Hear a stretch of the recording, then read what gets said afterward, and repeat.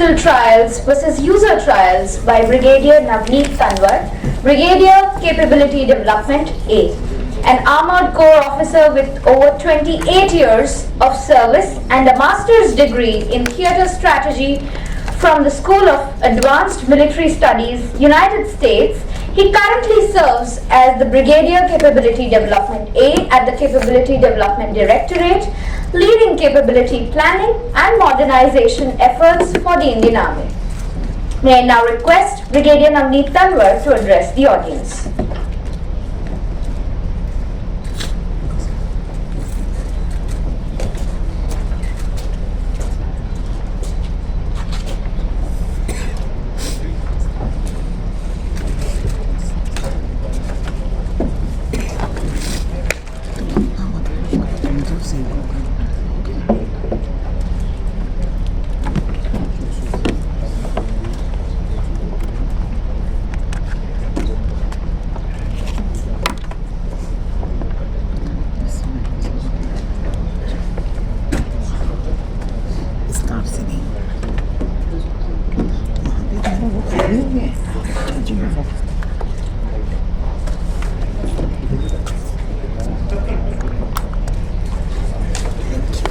Good morning, ladies and gentlemen. In the next half an hour, I'll try to cover the vast scope that has been given to me, that is covering technical trials and user trials.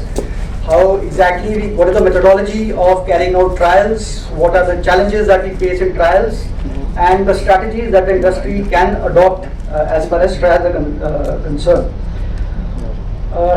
Before I go ahead, I want to just cover the capital procurement process in very brief.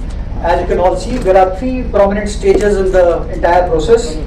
The pre-A1 stage, where the conceptualization of the requirement is done by the user directorates based on the felt need. Then you have the procurement stage, where the CD directorate comes in, where the actual procurement takes place. And finally, you have the post-contract management issues, which are handled by the MGS branch. Now coming to how I'm going to go about this presentation would be the first two parts, the aim, scope, classification and procedure of trials, is just some information about the trial, the various types of trials. So I'll not be spending much time here. Basically, I want to focus on the trial challenges that as CD Directorate we face when carrying out these trials. What are the shortcomings, where most of the failures take place, and finally I'll suggest some strategies for the industry so that there are less non-compliances and the product or the EUT can be passed as early as possible. And in case time permits, I've been told in case time permits, I'll also cover a little bit about the defense industrial license and the emergency procurements. So coming straight to the topic, the aim is flash. The aim is to assess the performance of equipment against laid down RFP parameters, that is the GSPR, and confirm its suitability for introduction into the service. So that being the aim, there are the field evaluation trials consist of two definite or distinct parts. There are the technical trials, which was just covered previously, where the performance evaluation is carried out. Basically, the performance of the equipment is checked for technical correctness. And then there are the user trials, where the operational acceptance of the equipment is tested. Now these technical trials that has been flashed earlier can consist of QA evaluation, MET, EMI/IMC, secrecy grading and ballistic testing. Needless to say, all trials that are conducted, field evaluation trials, are based on the principles of transparency, fairness, equal opportunity to all, and meticulous attention to detail. So I'll go over these things, how we go about it, and what are the problems that come. Now coming to trials, I'll not go over this because this has been covered in detail, and the subsequent speakers are going to speak about the EMI/IMC trials and the MET trials also. The only thing I would like to highlight here is that user trials there are two kind of user trials. You have the X trials and the Y trials. The X trials are conducted by the CD Directorate, whereas the Y trials are conducted by the line directorates.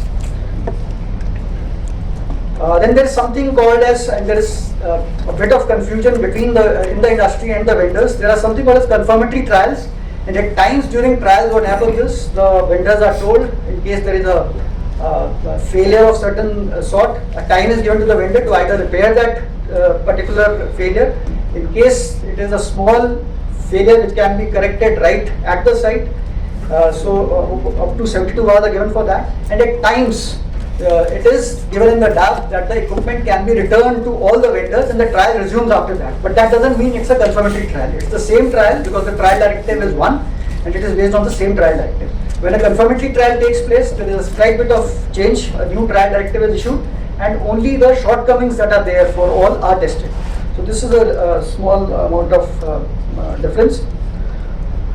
Now trial, it may seem that trials are just one part of the entire procurement process, but the trialability or the need for checking, need to be involved right in the entire procurement process is great, and the trial teams or the people involved with making trial directives and trial methodology are involved right from the SQR formulation stage.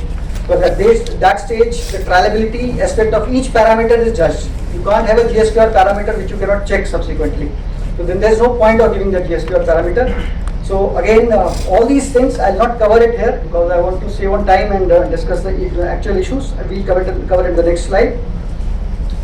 Now, coming to pre-trial activities that actually happen before the trial methodology or the trial directive is formulated. Firstly, we'll come to the trial methodology state. Now, this trial methodology is issued along with the RFP. So, once the RFP goes to the vendors, so they are very well aware of what all aspects would be tested, both from the technical side and from the user side. And at this stage also, it is prepared in consultation with all stakeholders and including vendors. There are pre-trial meetings, pre-bid meetings, where the opinion of the vendors is sought, and the ability to carry out that test through a private lab or through DGQA is discussed, and then only a trial methodology is formulated. Unfortunately, at this stage, right responses or factual responses do not come, which lead to problems at a later stage. We'll discuss that as we go ahead. Now, coming to the next stage, which is the TC stage. At this, once the TC is done, now TC is again based on the bids that have been submitted by the vendors, and based on what capabilities, it becomes obvious that the capabilities that are being provided in that equipment, the trial directive is formulated. Nomination of trial and formation trial teams are done. This is the internal this thing, and the vendors are intimated about the tentative date for trials. Now, trial directive is finalized by the CD Directorate and issued by DGCD. It's based strictly on GSQR and RFP parameters. So, in case a parameter has been listed, has been approved in the GSQR or forms part of the RFP, trial teams have limited, or I'll say no scope to either change or dilute that GSQR parameter. So, that is one of the problems where where challenges occur as far as trials go. Okay, now I'll flash this is a sample trial directive. Now, a trial directive gives out the formation, the place, the time, and the plan where it has to be where the trials have to be conducted. It has a few appendices which give out the broad trial plan. So the first thing that gets tested during a trial is the GSQR parameters, whether the equipment meets those parameters or not. This is done through a trial cum responsibility matrix. As you can see on the slide, there you have the GSQR para references, then the GSQR parameter, which is clearly spelled out what is required or what was initially required when the RFP was issued. And the responsibility for evaluation, like it can be either DGQA, user, EMI-AMC or ASMO or any other agency. And the broad trial plan, how we are going to go about it. So this is Appendix A of the trial directive. Is there a question? No, nothing. So then we have the Appendix B, where again the operational characteristics which were already issued in the RFP are again spelled out. And then you have Appendix C, where the trial equipment or the EUT that we desire from the vendors is spelled out, that these are the equipment that the vendor has to produce for trials. Then you have a detailed methodology which is given, and then there's a methodology matrix. So we try to make the trial directive as objective as possible, so that there is no subjectivity by the trial team or by anyone else, or the vendor doesn't complain at a subsequent stage that this equipment has been not approved for a certain reason. Now coming to the trial challenges. Now this is one place I would like to spend some time on. The first part is there are repeated failures, there are defects, and there are non-compliances when the trials take place. So the first reason to our mind, this is the collective wisdom of I think CD Directorate, is that there is lack